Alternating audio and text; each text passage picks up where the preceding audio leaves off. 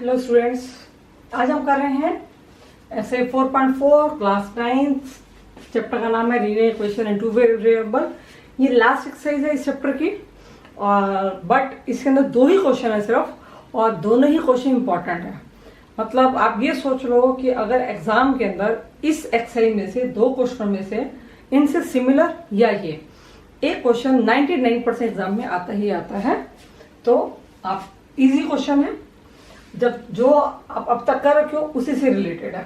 देख लेते हैं क्वेश्चन में क्या है। Give the geometric representation of y equal to 3 as an equation. आपके पास एक इक्वेशन दी हुई है y इक्वल टू 3, आपको इसको ज्योमेट्रिकल रिप्रेजेंटेट करना है। पहला पार्ट है इन वन वेरिएबल में, one variable already one variable ही है y, x हमारे पास मिसिंग है, इनमें से ये वन वेरिएबल ही है। अगर सिर्फ यही की यही इक्वेशन होगी y इक्वल टू 3 होगी तो इसको ज्योमेट्रिक रिप्रेजेंट कैसे करेंगे। सेकेंडली इन टू वेरिएबल मीन्स आपको इस इक्वेशन को टू वेरिएबल में सबसे पहले कन्वर्ट करना है, उसके बाद इसको ज्योमेट्रिक रिप्रेजेंट करना है। क्लियर? तो ये क्वेश्चन थोड़ा देखने में अजीब सा लगता है, लेकिन अजीब नहीं है, बहुत इजी सा क्वेश्चन है। क्या है, आपने ऑलरेडी पहले किया भी होगा छोटी क्लासेस में। कैसे? अगर इसको वन वेरिएबल में ही रिप्रेजेंट करेंगे तो आपने नंबर लाइन बनाई हुई है, हमने चैप्टर 1 में भी किया था। नंबर लाइन पे आपको y इक्वल टू 3 रिप्रेजेंट करना है, तो सिंपल है, आप नंबर लाइन बनाएंगे, आपने पहले बहुत बार बनाई हुई है। तो नंबर लाइन पे क्या होता है, एक लाइन होती है, दो साइड एरो दिए होते हैं। एरो का मतलब होता है कि आप उसको कहीं से भी एक्सटेंड कर सकते हैं अगर आपको जरूरत है तो।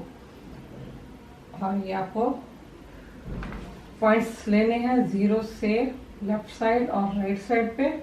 लेफ्ट साइड आपके जो होते हैं नेगेटिव पॉइंट्स होते हैं और राइट साइड होते हैं आपके पॉजिटिव पॉइंट्स होते हैं। y इक्वल टू 3 है तो y की वैल्यू 3, 1, 2, 3, तो ये हो गया y इक्वल टू 3 रिप्रेजेंट कर दिया आपने y इक्वल टू 3। ठीक है, तो सिंपल सा है, ये आपने पहले किया होगा, 6, 7, 8 में भी कर चुके हैं आप। ठीक है, तो इन वन वेरिएबल में अगर y को इस इक्वेशन को रिप्रेजेंट करना होगा तो कुछ इस तरह से होगा। अब इसका सेकेंड पार्ट, अगर आपको इसको इन टू वेरिएबल में रिप्रेजेंट करना है तो सबसे पहले तो मुझे इस इक्वेशन को टू वेरिएबल में कन्वर्ट करना पड़ेगा। तो y इक्वल टू 3 है तो सबसे पहले तो मैं इसको टू इक्वेशन में टू वेरिएबल्स में कन्वर्ट करूंगी। मेरे पास x मिसिंग है तो मैं x की जगह ले लूंगी 0, तो मैं 0x में ये डाल दिया। Now my equations convert into two variables where is x is 0 and y is also existent. y तो ऑल्सो एग्जिस्ट कर ही रहा था, x का कॉन्स्टेंट मैंने ले लिया 0, क्योंकि हम 1 नहीं ले सकते हैं, 0 ले सकते हैं। अब हमारी इक्वेशन में टू वेरिएबल हो गए। अब आप जैसे आपने अभी तक 4.3 एक्सरसाइज तक किया, आपने ग्राफ बनाया है, ग्राफ बनाने से पहले आपको 3 पॉइंट्स लेने हैं, टेबल बनानी है और ग्राफ बनाना है, तो सेम वही चीज है और कुछ नहीं है।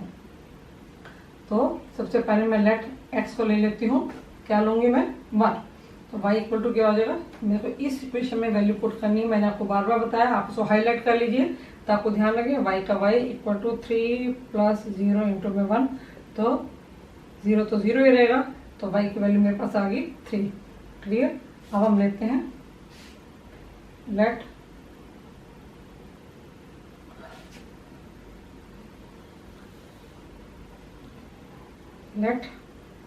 x की वैल्यू मैंने अगर ले ली 2, तो y equal to 3 plus 0 into 2, ये फिर 0 ही बन जाएगा, तो आंसर क्या आएगा 3। Let x equal to 3, same फिर वैल्यू पुट करेंगे इसमें, y इक्वल टू 3 प्लस 0 2 में 3 प्लस 0 फिर 3 इक्वल टू 3। आपने देखा हर बार y इक्वल टू 3 ही रहेगी। क्यों? क्योंकि x हमारे पास नहीं था, हमने x को एग्जिस्ट कराया लेकिन उसकी वैल्यू 0 थी, तो इस वजह से 0 हमेशा आएगा और y एज इट इज 3 का 3 ही रहेगा। So now we make a table, x y x1 था, y3 आया, x2 y3 x3 था, तो y भी 3 ही रहेगा हमेशा। ठीक है, तो ग्राफ बना लेते हैं अब हम इसका। कैसा ग्राफ बनेगा, x x dash y y dash, ये हो गया आपका 0 1 2 3 1 2 3 -1 -2 -3 -1 -2 -3।